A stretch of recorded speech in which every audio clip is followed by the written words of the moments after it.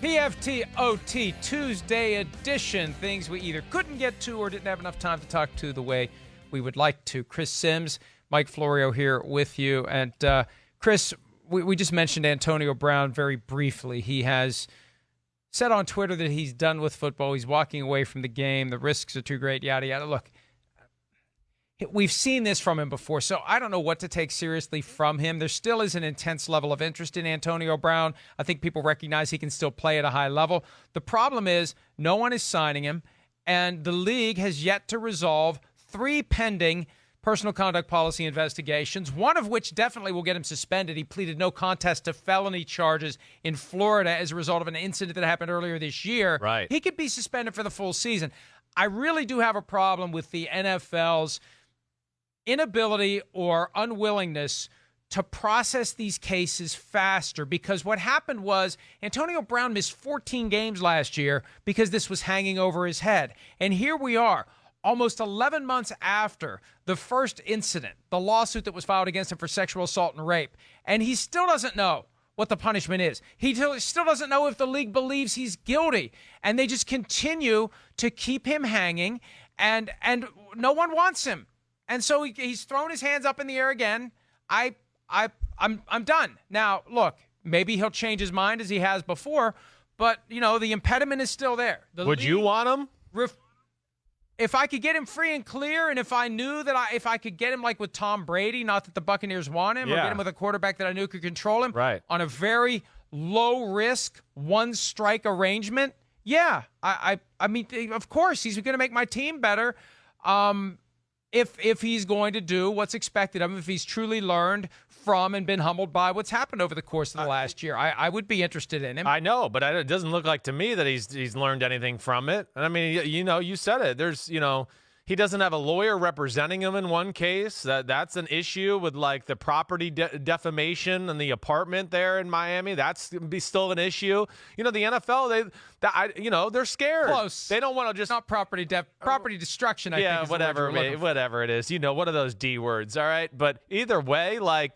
Again, the NFL doesn't want to like jump the shark here and just go, oh, we think you're okay and you can come back in the league, and then we find out like more stuff about him in some of the pending cases. So I think that's scary from that standpoint. But they've had every chance to investigate this guy. This is what I don't like about the system generally.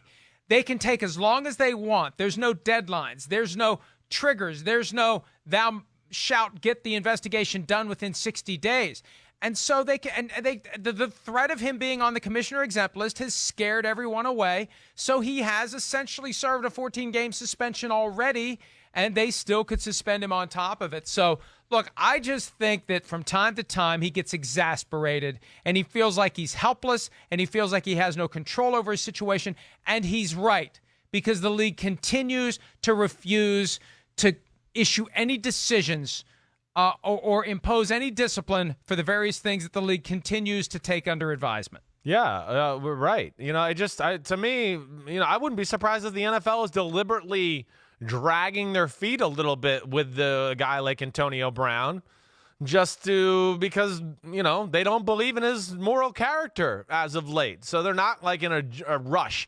The NFL is going to be fine without Antonio Brown. We all watched football last year when he got suspended or was cut by the Patriots and not in the league. I wasn't like, I'm not going to watch this Sunday. Antonio's not in the league. It's going to keep going. We know that. The other thing, Mike, I'll just ask you, because I don't even know, does he have representation as an agent right now? Because I know Drew Rosenhaus made those comments that he was going to drop him and wasn't going to, continue to represent him unless he got help. And I never really heard more on that. And I haven't dug into it a little to make calls or figure out what's going on there. But I just wonder if he even has that right now at this point in time.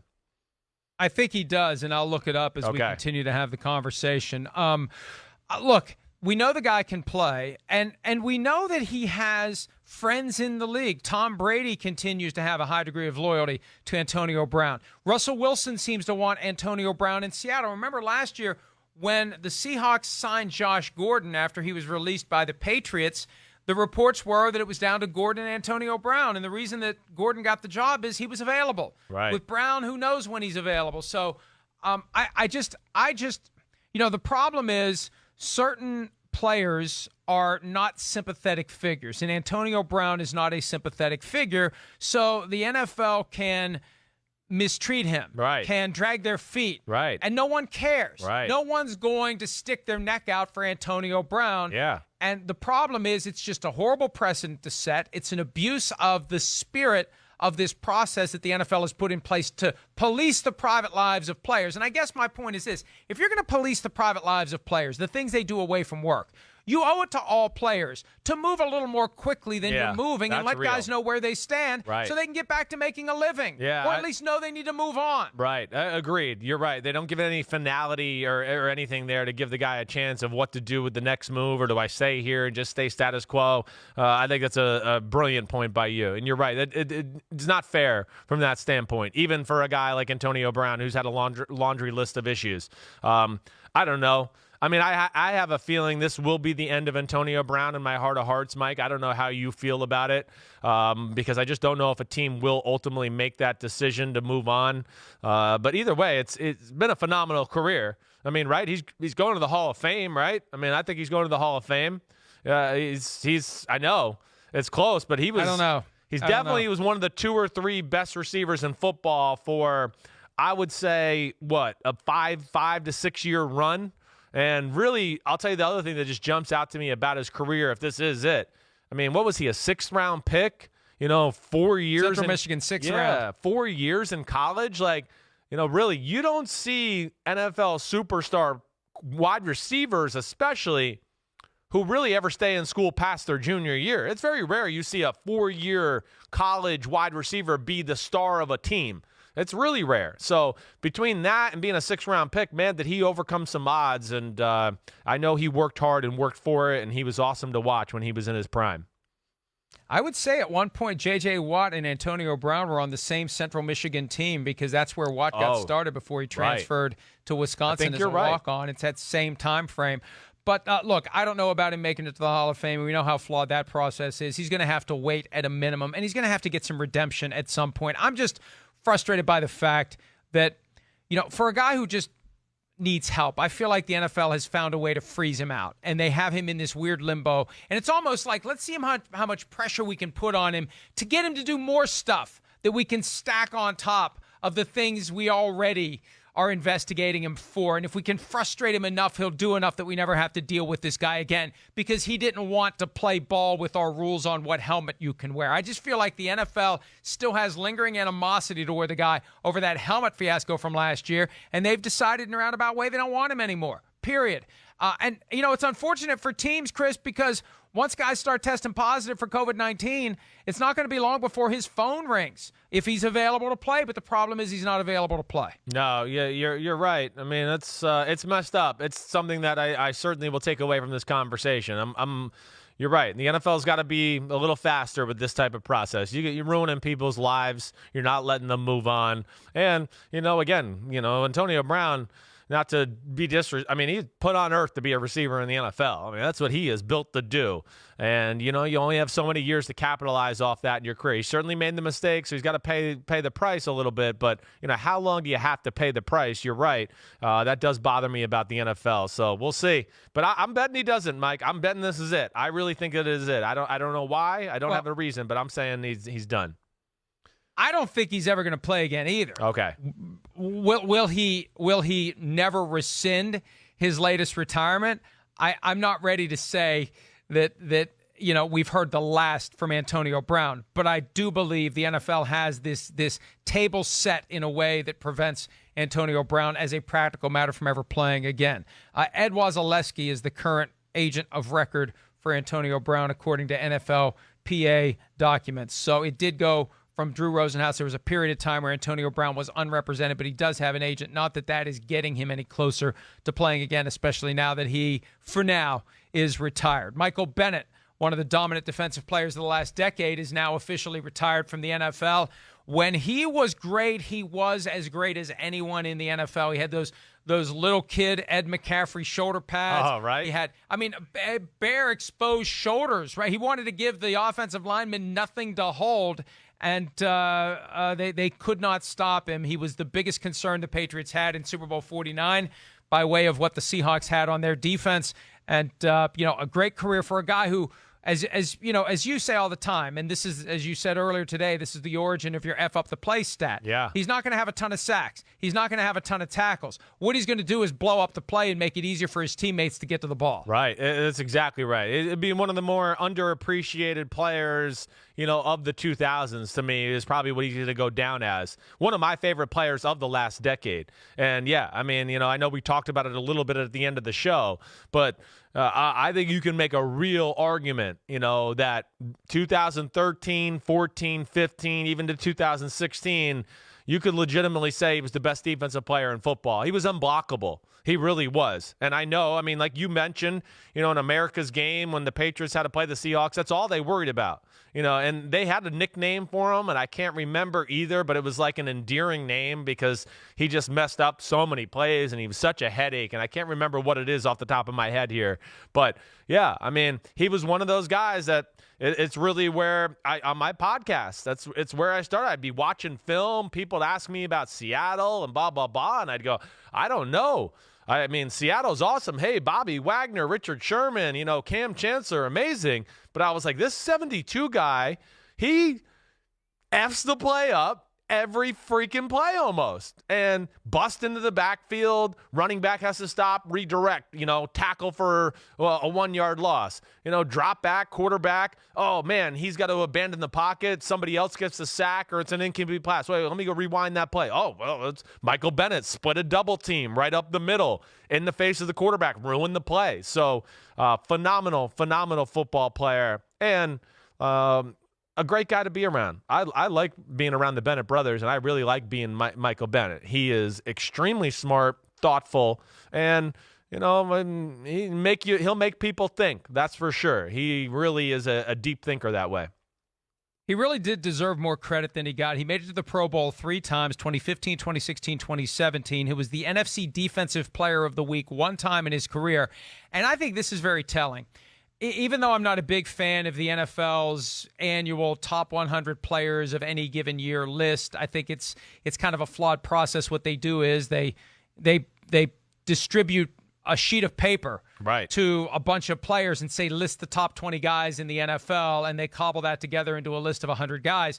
He was 90th in 2015, which is ridiculous. Yes. 59th in 2016 and 46th in 2017, and I think he just gets forgotten. If you tell somebody, list the top 20 players in the NFL, even when Michael Bennett was at his peak, you're not going to think of him because he doesn't get a lot of press. He didn't have a lot of numbers.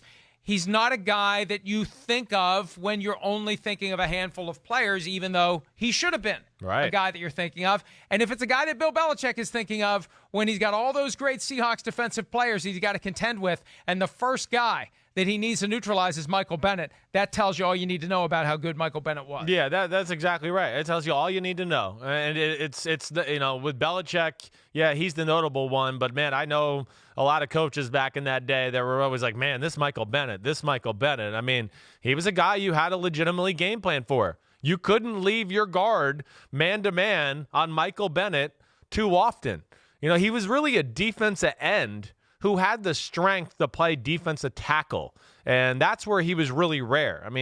He's 280 pounds, maybe high 270s, but it's unbelievable, his strength and his ability to be slippery and just slide, get skinny, as we say in the NFL. There's a gap, and he could go through like this and just shoot through because he had unbelievable explosion. And I think that's the big reason he wore those shoulder pads, Mike, because he felt like, it just gave an offensive lineman less area to really get their hands and gloves on to where it could, impede his movements and things. And it's amazing he played football that long and never had that just tells you what a beast he was, that he could play in those shoulder pads and never even be hurt or anything bothered by it. Undrafted out of Texas A&M with the Seattle Seahawks in 2009 for a brief period of time. Then with the Tampa Bay Buccaneers, joined the Seahawks after becoming a free agent in Tampa. His best years were with the Seahawks 2013 through 2017. 1 year with the Eagles, 1 year with the Patriots, not even a full year with the Patriots, part of a year with the Patriots, and then finished his career with the Dallas Cowboys. But yeah, for that narrow window, 2014 through 2017, one of the finest defensive players in all of football.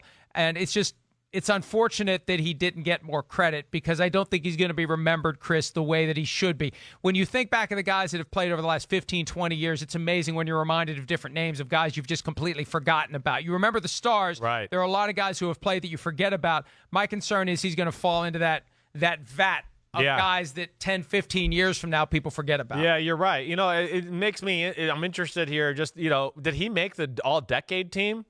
You know? No. Yeah, I know. Yeah, that's unbelievable too. You know, I'd have a hard time. You know, I understand Aaron Donald. He's certainly got to be on there. Other defensive tackles, I can't remember who the other defensive tackle was on the all-decade team. But Michael Bennett would be one of those guys who, you know, I think could have been in that conversation. And just unfortunate. It's again, it goes into the, you know, the stats era, and that's what we are really in. People just look at stats as a bottom line thing, and they don't look at the context of the situation and what he did and how he affected the game and everything like that. And so often with these type of guys too, they don't get their credit until they're almost past their prime. Like, you know, like you said, 2017, he's 46th best player in the NFL, like, he should have been the 46th best player at the end of the 2013 season. I mean, you go back, watch that Broncos Super Bowl and that playoff run, you know, with Michael Bennett that year when the Seahawks beat them. He was all over the place. It's just an absolute nightmare. So, yeah, you're right. It's one thing I've realized, Mike, doing this show with you the last few years, every now and then we bring up a name, and I think I'm with you. I think Michael Bennett could be that name 10 years from now where you go, damn, he was a good player. Gosh, I forgot about him. Wow, he was good. You know, it's unreal. But if you don't make the Hall of Fame or you're not one of those big superstars, it just doesn't seem to stick in your brain the same way. 4 all-decade defensive ends and 4 all-decade defensive tackles. The defensive ends, Calais Campbell, Cam Jordan, Julius Peppers, J.J. Watt. The defensive tackles, Geno Atkins, Fletcher Cox, Aaron Donald, and Ndamukong Suh. Ooh, yeah. Man, I love Geno Atkins. He's a baller, but I'd probably look at that and go, I probably would have given Michael Bennett the edge over Geno Atkins. And I think the world of Geno Atkins. But, I mean, Bennett, you know, to me was borderline unblockable there for about a 4-year period. Well, what about Calais Campbell, Michael Bennett? Well, I know. Yeah, it's a good one, too. Well, what I would really want to argue there is Calais Campbell is a defensive tackle, really, but he's played in a 3-4 scheme where they listed defensive end as the position because they do things differently that way. And that's, to me, where the conversation sometimes in this type of stuff gets a little mixed up, too. I mean, Calais Campbell is not like, you know, oh, we want you to come off the edge and just do that play after play after play after play. He can do that because he's a specimen, but, yeah, I think he's more D-tackle than he is D-end. Yeah, you know, a lot of times with DT and DE, when you get into these lists, they get all screwed up. Yeah, I mean, the bottom line, there were 8 defensive linemen on the all-decade team, and none of them Michael Bennett, and I think you could make a case that he maybe should have had one of those spots. All right, that's it for PFT OT on this Tuesday. We'll be back on Wednesday with more PFT Live. ProFootballTalk.com around the clock. Plenty of stuff happening in the NFL as they get everything lined up, Chris. The money is next, I think. They get the money worked out. We'll be ready to go for football season, and then we just have to hope that the league and the union working together. I hope. The pandemic. Please let there be football. Good day, man. I think there will be. I'm starting to get optimistic. I'm feeling good, too. I think they're going to work it out. I think we're going to have it. I'm with you. We'll see you tomorrow. Check with me tomorrow. Yeah. Check with me tomorrow. Right. Today, I feel good. All right. Everybody have a great day. We'll see you Wednesday. See ya.